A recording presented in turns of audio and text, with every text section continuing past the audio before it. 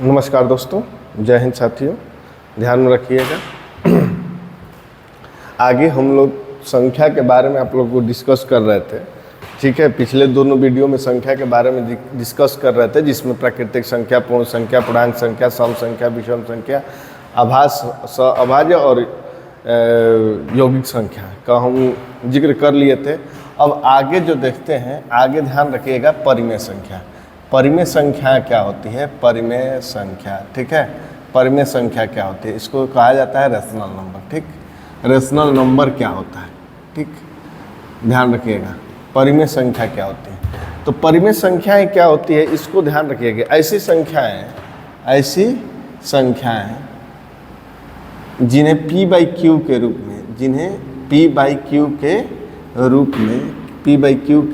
में व्यक्त किया जा सके, ठीक है, किया जा सके, ठीक है। जहाँ ध्यान रखिएगा, जहाँ q नॉट इक्वल टू 0 हो, उसे क्या कहते हैं? परिमेय संख्या। q नॉट इक्वल टू 0 मतलब ध्यान रखिएगा p/q। q मतलब p हो गया अंश और q हो गया हर। q जो है किसी भी स्थिति में शून्य नहीं होना चाहिए। शून्य को छोड़कर कुछ भी हो जाए, भले p शून्य हो जाए वो अलग बात है, लेकिन q किसी भी स्थिति में शून्य नहीं होना चाहिए, मतलब हर में शून्य नहीं होगा, तभी क्या हो जाएगा? परिमेय संख्या। जैसे ध्यान में रखिएगा, जैसे ध्यान कहा जाए, जैसे कि 3/5 परिमेय संख्या है, हम लिख दें तो दो भी क्या है? परिमेय संख्या, क्योंकि 2/1 तो लिख ही सकते हैं। शून्य भी क्या है? परिमेय संख्या। -3/9 ये भी क्या है? परिमेय संख्या। हमेशा ध्यान रखिएगा, माइनस में भी लिख दिया जाए तो क्या हो जाएगा? परिमेय संख्या। 22/7 परिमेय संख्या है। √16/25 ये ध्यान रखिएगा। इसको भी हम लोग 4/5 लिख सकते हैं, इसको भी भिन्न में प्रदर्शित कर सकते हैं, तो ये भी क्या है? परिमेय संख्या। अगर हम लिख दें 3.14 ये भी क्या है? परिमेय संख्या है। लेकिन ध्यान रखना, 22/7 तो परिमेय संख्या। अगर हम ऐसे लिख दें कि 0.7 पे इस तरह बार लगा दें तो ये भी क्या हो जाएगा? परिमेय संख्या है। लेकिन अगर कोई संख्या ऐसे लिख दे 0.325 ऐसे करके इन्फिनाइट तक चिन्ह ऐसे दे दे तो वो क्या हो जाती है? वो अपरिमेय संख्याएं हो जाती है, ठीक है। तो अभी अपरिमेय संख्याओं के बारे में हम जिक्र करेंगे। ध्यान रखिएगा, जिन्हें p/q के रूप में व्यक्त किया जा सकता है, तो शून्य भी क्या है? परिमेय संख्या ही है। कभी क्वेश्चन इस तरह से बहुत बार एग्जाम में पूछा गया है कि दो परिमेय संख्याओं के बीच में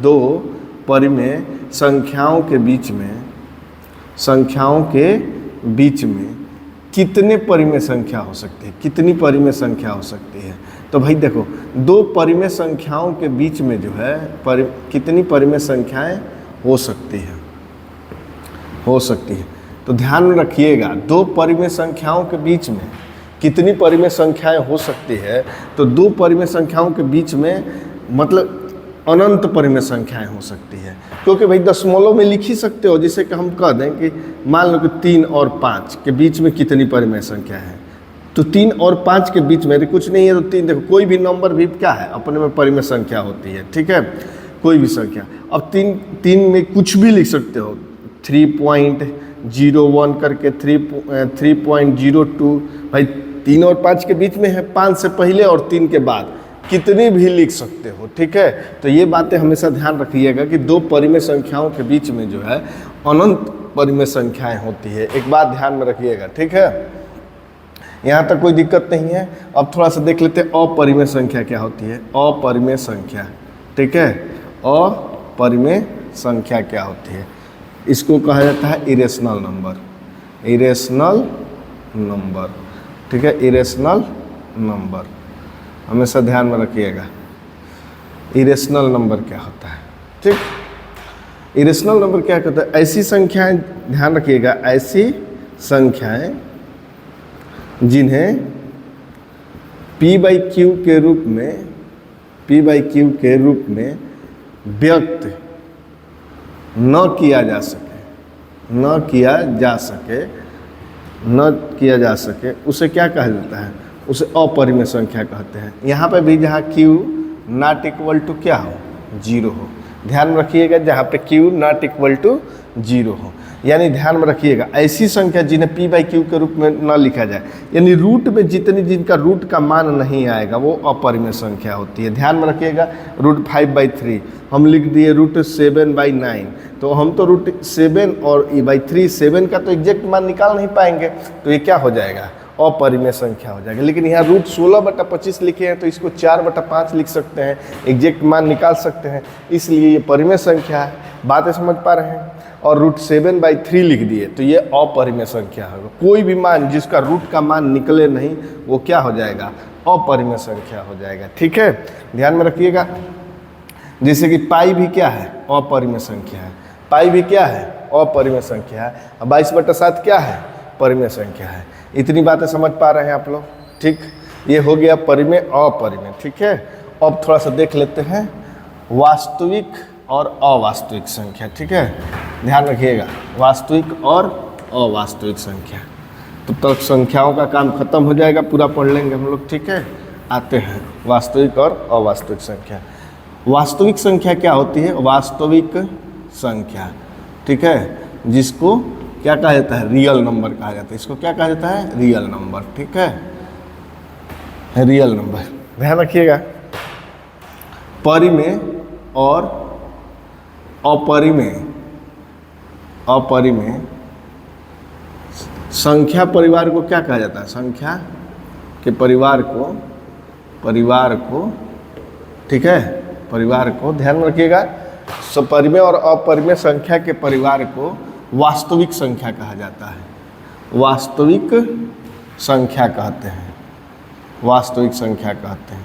देखिएगा, ध्यान रखिए, इसमें परिमेय और अपरिमेय जो सारी संख्याएं हैं, अभी तक जितनी संख्याएं हम लोग पढ़ लिए, सब के सब किस में आ जाएंगे, वास्तविक संख्या में आ जाएंगे। जैसे ध्यान रखिएगा ना, -3/5, 0, 1, 2 कुछ भी लिख दो, रूट 16/25, रूट 17, रूट 9/3 लिख दो, ये सारी की सारी क्या है, वास्तविक संख्या हो जाएगी। यानी परिमेय और अपरिमेय जितनी संख्याएं पढ़ लिए वो सबको मिलाकर क्या कहलाएंगे, परिमेय वास्तविक संख्या कहलाएंगे। ठीक है, और आते हैं अब हम लोग अवास्तविक संख्या। अवास्तविक संख्या क्या होती है, अवास्तविक संख्या, या हम लोग देख लेते हैं, इसी को अवास्तविक संख्या कहेंगे या काल्पनिक संख्या। काल्पनिक संख्या, अवास्तविक संख्या या काल्पनिक संख्या, इसको इमेजिनरी नंबर कहा जाता है। ठीक है, इमेजिनरी नंबर, इमेजिनरी नंबर। ठीक है, ध्यान रखना, जो संख्याएं वास्तविक न हो, जो संख्याएं वास्तविक न हो उसे अवास्तविक संख्या कहते हैं, अवास्तविक संख्या कहते हैं, अवास्तविक संख्या कहते हैं। ठीक है, जैसे इसमें आ जाएगा -√16, -√16, रूट के साथ माइनस के साथ रहे उसे अवास्तविक संख्या, काल्पनिक संख्या कहते हैं। -√25, -√17, ये सब के सब क्या कहलाएंगे, अवास्तविक संख्या। ठीक है, तो इस तरह से हम लोग सारी संख्याओं के बारे में जिक्र कर लिए हैं। ठीक है, अब आगे हम लोग देखते हैं कुछ ऐसे इन संख्याओं के बारे में जो इनके हल होल दिया जाता है। ठीक है, आते हैं, चलो देखो, अब हम क्वेश्चन तुम लोग से इस तरह से पूछें, प्रथम 10 प्राकृतिक संख्याओं का योगफल क्या होगा, संख्याओं का योगफल क्या होगा। देखो भाई, ये अभी सिंपल ध्यान रखना, प्रथम 10 प्राकृतिक संख्याओं का योगफल क्या होगा। तो सिंपल सी बात है, पहली प्राकृतिक संख्या क्या होती है, 1, 2, 3, 4, कहाँ तक देख लोगे, 10 तक। अब देखो, इस तरह से क्वेश्चन करने के लिए क्या देखो ध्यान रखना, जब कोई सीरीज के साथ संख्या लिखी रहेगी, श्रृंखला के साथ, तो हमेशा ध्यान रखना इसको कहा जाता है पद। इस श्रृंखला में कुल कितने पद हैं, 10 पद। पहले को प्रथम पद, द्वितीय पद, तृतीय पद और चतुर्थ पद जब श्रृंखला के साथ लिखा जाता है तो उसको पद कहा जाता है, या इंग्लिश में बोले तो टर्म्स कहा जाता है। ठीक है, तो हमको योगफल पूछा है कि प्रथम 10 प्राकृतिक संख्याओं का योगफल क्या होगा, तो हमको सिंपल सी बात दिख रही है कि कुछ करना नहीं है, ध्यान रखना कोई फार्मूला लगाने की जरूरत नहीं है। यहाँ देखो सबके बीच का अंतर कितना है, 1-1 है, सबके बीच का अंतर 1-1 दिख रहा है, तो कुछ करने की जरूरत नहीं है। हम सबके बीच का अंतर अगर समान होगा तो फट से हम लोग लिखेंगे फर्स्ट प्लस लास्ट, तो 10 1 11/2। ध्यान रखना फर्स्ट प्लस लास्ट सब में जोड़ के बटा 2 करना ही करना है, फर्स्ट प्लस लास्ट 10 1 11/2। अगुणे संख्याओं की संख्या, तो 1 से लेकर 10 तक कितनी संख्याएं होंगी, 10, तो गुणे 10 कर देंगे, कटा देंगे तो 11×5 = 55, यानी इनका योग कितना हो जाएगा 55। इस तरह से करने में आसानी ये होगी कि हम लोग कहीं से भी बीच से भी देगा तो हम लोग फार्मूला लगाने की ज़रूरत नहीं होगी, हम आराम से निकाल देंगे। जैसे लिख देगा कि 20 21 + 22 + 23, और इसे लिख दिया 20 21 22 और कह देगा कि 50 तक का योगफल क्या होगा। ठीक है, का योगफल पूछ देगा, श्रृंखला इसे लिख देगा, श्रृंखला इतना इतना का योगफल क्या होगा। तो सिंपल सी बात ध्यान में रखना है, हमको पहले निकालना है कि भाई पहला और प्लस अंतिम, देख रहे हैं कि सबके बीच का अंतर क्या है, समान है, सर्वांतर बराबर है, तो कुछ करने की जरूरत नहीं है। पहला प्लस अंतिम 20 + 50 बटा 2 अगुणे 20 से लेकर 50 तक कुल कितनी संख्या होगा निकालना होगा। तो ध्यान रखना सबको दिखेगा कि 20 में 30 जोड़ दिए तो 50 हो गया, लेकिन इसमें होगा कितना 31 होगा। देखो ध्यान रखना, जैसे कि अगर हम लिख दे 3 4 5 6, अगर इसमें पूछे जाए कुल कितने पद हैं तो तुम कितने बताओगे भाई। देखो इस तरह से तो दिख रहा है तो बता दोगे कि 4 पद है, लेकिन निकालोगे कैसे, 6 में से क्या करोगे 3 को घटाओगे तो कितना आएगा 3, और जिसको घटा रहे हो उसको काउंटे नहीं कर रहे हो तो उसको 1 बढ़ा के लिख लेंगे कि कितने पद हो जाएंगे 4। ध्यान रखना फिर से 6 में से क्या करेंगे, फिर 3 को घटाएंगे तो आएगा कितना 3, और 3 आएगा, अगर अब फिर उसमें से 1 बढ़ा देंगे तो टोटल कितने पद हो जाएंगे 4। अगर पदों की कुल संख्या निकालना है, जैसे इसमें से निकालना है 50 में से 20 घटाएंगे तो कितना हो जाएगा 30, और 1 बढ़ा के लिख लेंगे लास्ट में, 1 कितना बढ़ा के लिख लेंगे, क्योंकि भी पदों की संख्या जिसको घटा रहे हैं उसको काउंटे नहीं कर रहे हैं।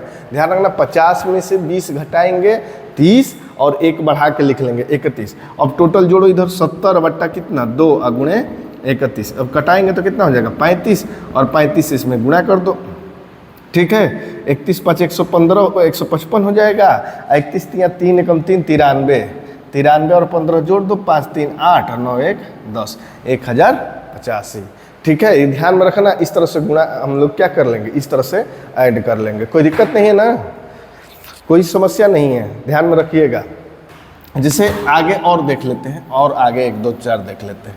जैसे कि इस तरह से लिख दें 121 122 + 123 सो ऑन कर दिया।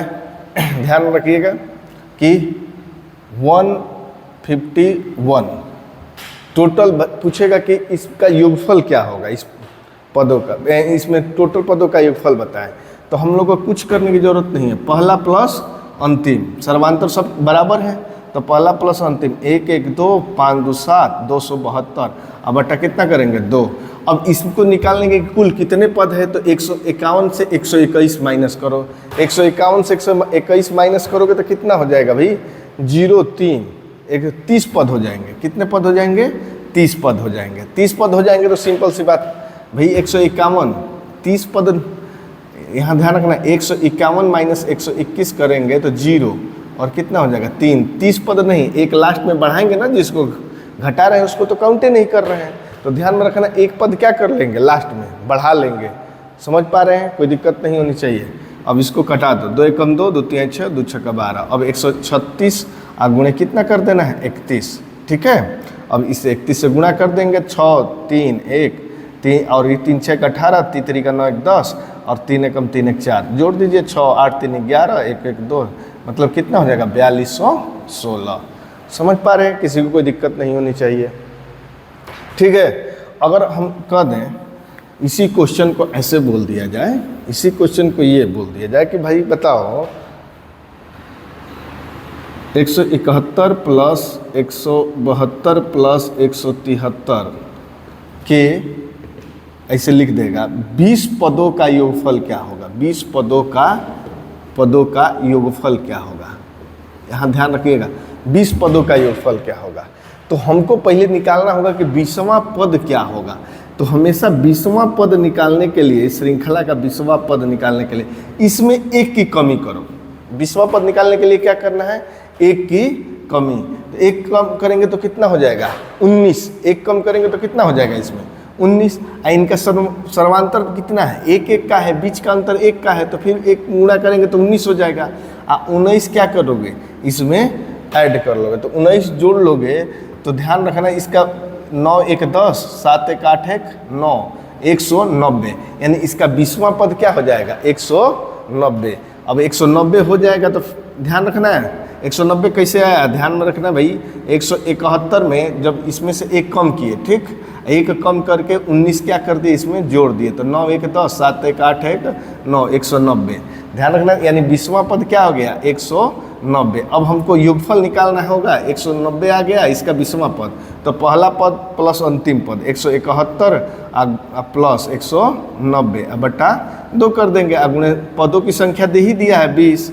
अब ध्यान रखना इसको जोड़ोगे 1 9 7 16 और 1 1 2 2 1 3 हो जाएगा, अब बटा 2 गुणे 20, इसको कटाओगे तो कितना हो जाएगा 10, यानी 3610। ठीक है, ये एकदम बेसिक तरीका है, एकदम ध्यान में रखना है। जैसे कि आगे देखिए, आगे और जोड़ने के लिए पदों की संख्या निकालने के लिए, जैसे सम संख्याओं का बोल देगा, तो सम संख्या का कैसे करेंगे, कहेगा कि प्रथम 20 सम संख्याओं का योगफल क्या होगा, योगफल क्या होगा। तो हमको मालूम है कि प्रथम पहली सम संख्या क्या होती है 2, अगली क्या होगी 4, उसके अगली क्या हो जाएगी 6। तो 20वीं सम संख्या आप लोग को बताए थे कि भाई 20वीं सम संख्या क्या होगी, भाई उसका दुगुना, यानी 20वीं सम संख्या क्या होगा 20 दूनी 40। पहली 2 हो रही है, दूसरी 4 हो रही है, तीसरी 6 हो रही है, तो 20वीं सम संख्या क्या हो जाएगी 40। अब देखो सबके बीच का अंतर क्या है, सेम है, तो अब हमको कुछ करने की ज़रूरत है नहीं। फट से फर्स्ट प्लस लास्ट बटा 2, अगुणे संख्याओं की संख्या कितने 20 सम संख्या बोला है 20 ही होगा, कटा दो 21 और 2 दहिया हो गया, कहानी खत्म। 21 दूनी 42, कितना हो जाएगा 420। समझ पा रहे हैं क्या, किसी को कोई समस्या नहीं होनी चाहिए। आगे देखो, अब इसी क्वेश्चन को प्रथम 20 लिख दिया, अगर इसी क्वेश्चन को इस प्रकार से लिख देता कि भाई बताओ, हम कहीं 20 से लिख देते कि बताओ, मान लो 32 प्लस 34 प्लस 36 प्लस कितना 32 34 36 और 38 और सो ऑन, इसी तरह से 72 तक का हम योगफल पूछ देते कि भाई एक तक का योगफल क्या होगा, तक का योगफल क्या होगा, तक का योगफल क्या होगा। तो सिंपल सी बात है भाई। अब तो हम तो ये देखना होगा कि पद कितने होंगे, तो पहला काम है सर्वांतर बराबर है, तो हमारा पहला काम है कि जोड़ के बटा 2 करना है।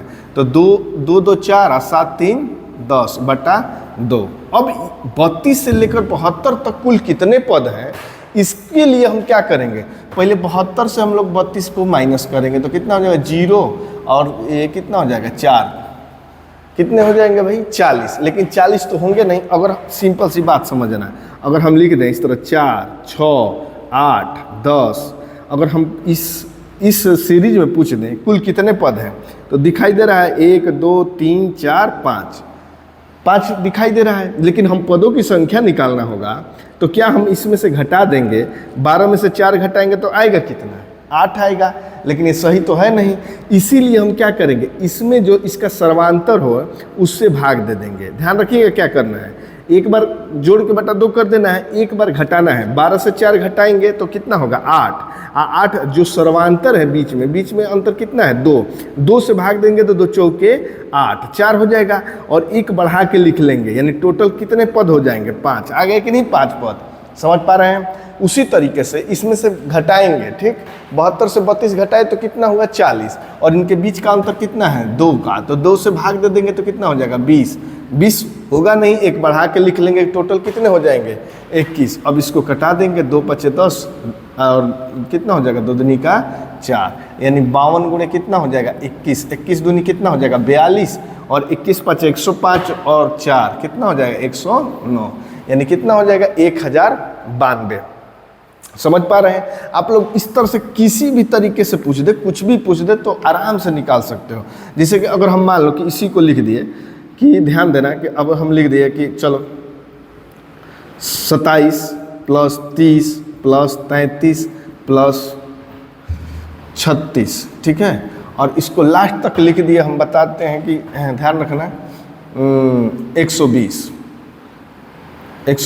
तक का योगफल क्या होगा, तक का योगफल क्या होगा, ठीक है, योगफल क्या होगा। तो हम लोग सिंपल सी बात समझिएगा, हमारा देखिए सर्वांतर 3 3 का है, बीच का अंतर तो 3 3 का है, कोई दिक्कत नहीं है। तो हमारा पहला काम यही है कि फर्स्ट प्लस, देखिए जब सर्वांतर बराबर हो जाएगा कोई भी श्रृंखला का, तो हमको 2 चीज़ों पर ध्यान देना है, एक पदों की संख्या और दूसरी नंबर इनको पहला प्लस अंतिम बटा 2 करना ही करना है। तो 7 और 2 2 4 और 147, 27 प्लस 120 जोड़ेंगे तो 147 बटा 2। अब निकालना हम लोग को कि 27 से लेकर 120 तक कुल कितने पद हैं। तो एक बार घटा लो, 120 माइनस क्या कर लोगे 27, 10 में से 7 जाएगा, कितना हो जाएगा 3, और ये कितना हो जाएगा, ये 11 में से 2 जाएगा 9, 93 होगा। 93 नहीं होगा, क्यों? क्योंकि इसमें ध्यान रखना 3 3 का अंतर है, गैप है, तो इसमें जो सर्वांतर है उससे क्या कर देंगे, भाग दे देंगे। तो 3 का 9 और 3 एकम 3, 31 हुआ, एक बढ़ा के लिख लेंगे। तो टोटल कितने हो जाएंगे पदों की संख्या, कुल पदों की संख्या आएगा कितना 32, कुल पदों की संख्या कितनी आ जाएगी 32 आ जाएगा, ठीक है। तो अब इसको कटा देंगे तो कितना हो जाएगा 16, 147 गुणे कितना हो जाएगा 16, 16 112, 2 11 और 100 का कितना हो जाएगा 100 का 64, ठीक, 4 1 5 75 7, 16 कम 16 7 23, यानी 2352। ये बातें समझ पा रहे हैं आप लोग? कितना भी बड़ा इस तरह से पदों की संख्या भी निकालनी होगी तो बता रहे हैं कैसे निकाला जाता है, कोई दिक्कत नहीं है ना। अब इसी में पूछता है कि क्वेश्चन ये पूछेगा आप लोगों से कि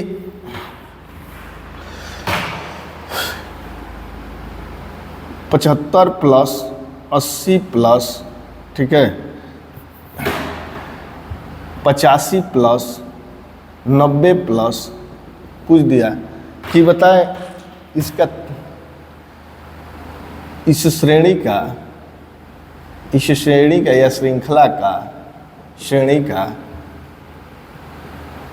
17वां पद क्या होगा, 17वां पद क्या होगा।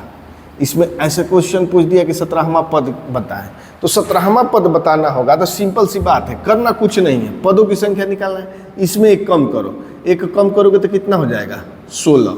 17वां पद पूछा है, एक कम करके लिखना है 16, ठीक है। इनके बीच का अंतर कितने कितने का है 5 5 का है, तो इसमें 5 से गुणा कर दो सर्वांतर से, 16 5 कितना हो जाएगा 80, और इस जो 80 आएगा इसको पहले वाले में जोड़ दो तो कितना हो जाएगा 5 और 8 7 15, कितने हो जाएंगे, इसका 17वां पद क्या हो जाएगा 155 हो जाएगा, सिंपल सी बात। और इसी क्वेश्चन को इस तरह से लिख देता कि इसी क्वेश्चन को कुछ नहीं इतना लिख के लिख देता कि भाई बताओ 17वां पद आ गया 155।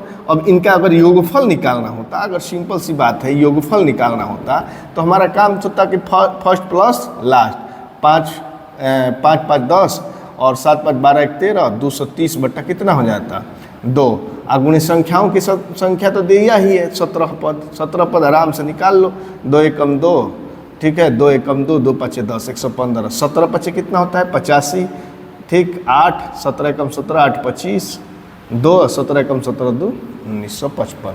ये बातें एकदम समझ पा रहे होंगे आप लोग, कोई दिक्कत नहीं होनी चाहिए, एकदम सिंपल सी चीज़ें, कोई भी दिक्कत नहीं होगी। जैसे कि अगर कोई भी ऐसा श्रेणी दे दे आप लोगों को, श्रृंखला दे दे, जिसे कि हम लिख लें, ध्यान रखिएगा 63 72 81, ठीक है, 90 ऐसे सो ऑन करके ऐसे लिख दिया जाए कि इसके 121वां पद क्या होगा, 121वां पद क्या होगा, इस सीरीज का 121वां पद क्या होगा। ठीक है, तो एकदम यहाँ से ध्यान रखिएगा, कुछ करने की जरूरत नहीं है। 121वां पद पूछा है ना, एक कम करो तो कितना हो जाएगा, 120, 120 हो जाएगा। और इन सब के बीच का अंतर कितना है, सर्वांतर कितना है, 9 9 का है, तो 9 से इसमें गुणा कर देंगे तो कितना, 0 9 दूनी 18 और 9 एकम 9 1 10, 1080 हो जाएगा, 1080 हो जाएगा। और 1080 में क्या कर देंगे, पहला पद जोड़ देंगे, यानी तो 3 8 6 कितना 14 और ये 1 हो जाएगा, यानी 1100 कितना हो जाएगा, 43। कहानी खत्म। यानी हमारा 121वां पद आ गया कितना, 1143। अगर हम लोग को इसमें क्या करना है, योगफल निकालना होगा तो भाई इनको जोड़कर 121 से बटा 2 करके 121 से गुणा कर देंगे, हमारा आ गया, कहानी खत्म। कितना भी बड़ा कुछ भी रहे, इत्मीनान से आप लोग निकाल सकते हैं। जैसे कि आप लोग को ऐसे लिख दे,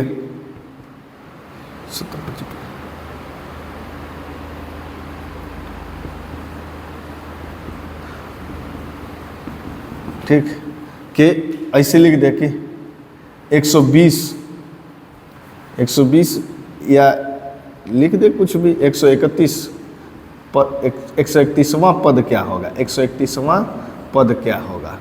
ठीक है, तो 131वां पद निकालना होगा तो सिंपल सी बात, एक कम करेंगे तो 130, सर्वांतर कितने कितने का हो रहा है, 17 17 का, 17 से गुणा कर दो, 0 हो जाएगा, 17 3 51, 17 एकम 17 5 कितना हो जाएगा, 22।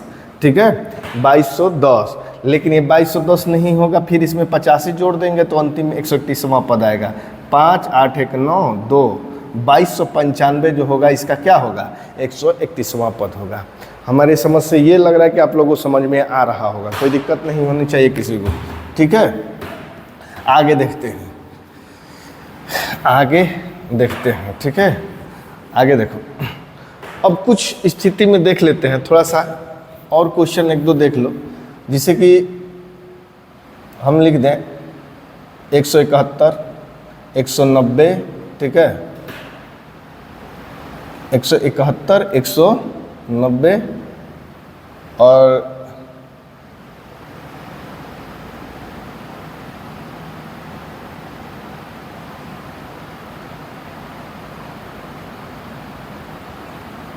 209 20 पदों का योगफल क्या होगा, 20 पदों का योगफल क्या होगा। ठीक है, 20 पदों का योगफल क्या होगा। तो सिंपल सी बात है, ध्यान रखिएगा क्या करना है, पहले हमको निकालना होगा कि 20वां पद क्या होगा। तो 20वां पद निकालने के लिए एक कम करेंगे तो 19, और ध्यान रखिएगा इनके बीच का सर्वांतर कितना है, 19 19 है, तो 19 से मल्टीप्लाई करेंगे, तो 19 से 19 को मल्टीप्लाई करेंगे तो कितना हो जाएगा, 361। ठीक है, 361 में 171 जोड़ देंगे तो अंतिम पद आ जाएगा। तो एक एक कितना हो जाएगा, 2 7 6 13 ही हो जाएगा, 3 1 4 1 5 532। और 532 को क्या कर लेंगे भाई, अब हमारा 20 पदों का एक फल निकालना है, तो फर्स्ट प्लस लास्ट अपना काम करेंगे, पहला प्लस अंतिम, 2 1 3 7 3 10, और वो ये कितना हो जाएगा, 5 1 6 1 7 बटा 2 गुणे 20 कर देंगे तो कितना हो जाएगा, 10, यानी 7030। ये बातें आराम से योगफल वाली बातें समझ पाए, किसी को कोई दिक्कत हमको हमारे हिसाब से नहीं होना चाहिए।